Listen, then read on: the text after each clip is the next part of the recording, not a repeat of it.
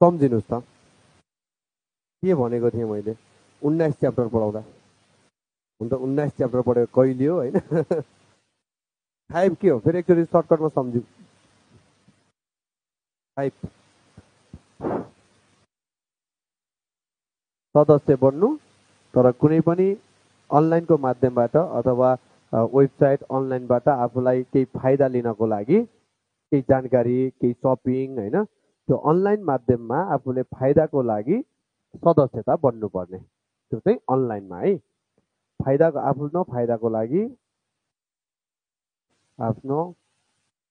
फाइदाको लागि फिजिकली होइन अनलाइनमा सदस्य बन्नु अथवा आइडी क्रिएट गर्नु। आइडी बनाउनु भने पनि हुन्छ, सदस्य गर्नु भने पनि हुन्छ। अब जस्तो केही जानकारीहरू पाउनको लागि, न्युजहरू पाउनको लागि तपाईँ फेसबुकमा आइडी बनाउनु भएको छ, त्यो आइडीलाई खाइप भन्यो। अनलाइनबाट सपिङ गर्नको लागि तपाईँले कुनै एप स्टोरमा आफ्नो आइडी लगइन गर्नुभयो, त्यो खाइप भयो। ठुङ्नोक भनेको अब फिजिकल्ली तपाईँ कुनै पनि स्थानमा गएर त्यहाँ इन्ट्री हुनु, फिजिकल्ली गएर है। यो चाहिँ खाइप अनलाइनमा मात्रै मेम्बरसिप अथवा सदस्यता बनेको हो। ठुङ्नोक चाहिँ केही कुरा पाउन, केही कुरा सिक्न होइन, तपाईँ कुनै पनि ठाउँमा फिजिकली उपस्थित भएर दर्ता गर्नुहुन्छ भने त्यसलाई ठुङ्नोक। कुनै स्थानमा, अब यो सबै कुरा भनिनु भने कुनै स्थानमा स्वयं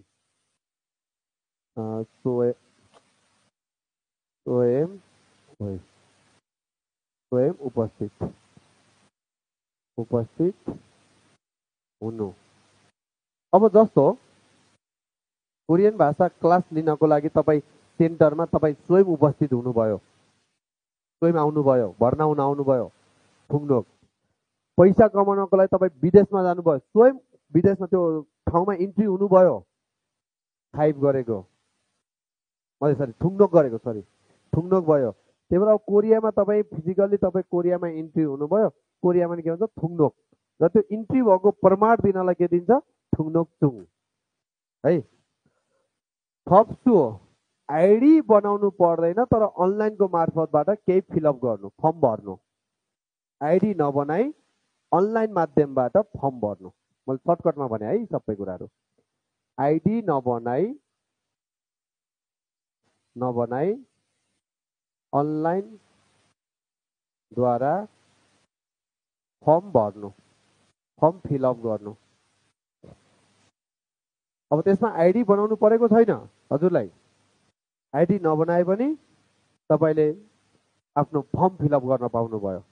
जस्तै मानिलिउँ तपाईँले अहिले घर बसी ड्राइभिङ लाइसेन्सको फर्म भर्न सक्नुहुन्छ, तर त्यो यातायातको वेबसाइटमा तपाईँले आफ्नो आइडी बनाउनु त पर्दैन हो। बिना आइडी बनाई तपाईँले त्यो फिलअप गर्न सक्नुहुन्छ त। त्यस्तै हामीले पनि कोरियन भाषाको फर्म भर्ने बेला बिना आइडीको आफ्ना डिटेल मात्रै हालेर पठाएको होइन हो। त्यसरी बिना आइडी अनलाइनद्वारा केही कुराको फर्म फिलअप गर्न सकिन्छ भने त्यसलाई थप्छु भन्ने। अब आइडी बनाउनै पर्ने जरुरी छ। जस्तै अनलाइन सपिङ गर्नु पर्यो भने त्यसमा आइडी क्रिएट गर्नै पर्छ, खाइप गर्यो होइन। तर ठुङ्नोक भनेको विशेष गरी स्थानलाई जनाउँछ, संस्थाहरू, ठाउँ, देश होइन। अब जस्तै जियोन सेन्टरमा गएर, कोरियामा गएर, अब खोयोङ सेन्टरमा गएर आफू फिजिकल उपस्थित भएर केही कुरा लिइन्छ भने त्यहाँ ठुङ्नोक गरेर लिने हो। थनुन उम्सिगुल मान्दनुन एउरी सारुल थोइगो सिप्सुमिदा। म चाहिँ खाना बनाउने कुक बन्न चाहन्छु।